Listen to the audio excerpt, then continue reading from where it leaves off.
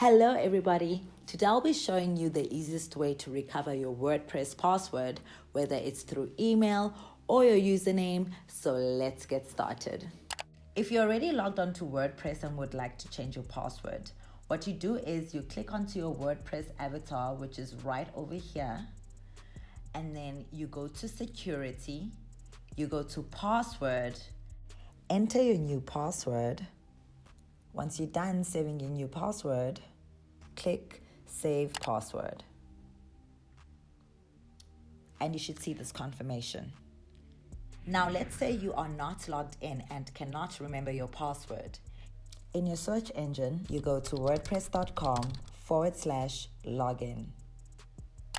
And it will lead you on this page over here. So you go to Lost Password.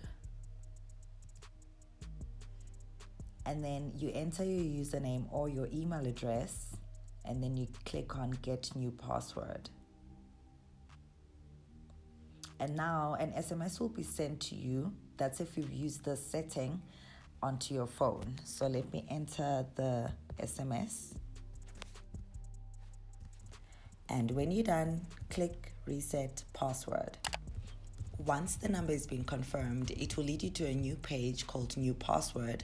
Enter your new password and click Reset Password. Now you can log in, say continue. You enter your new password that you just created. And then you say login. And you'll have access again to your WordPress. And the second way to log in is sending yourself an email link. You go to wordpress.com/login. And you'll be back to this page again. You will click onto email me login link. You enter your email address or your username, and then you'll request an email link. In your email, click onto your email notification. You click onto login to wordpress.com. And you'll see this welcome back message. You click on to continue to WordPress. There you have it. You are now back onto your WordPress again.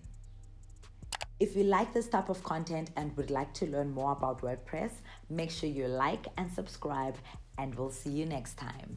Bye.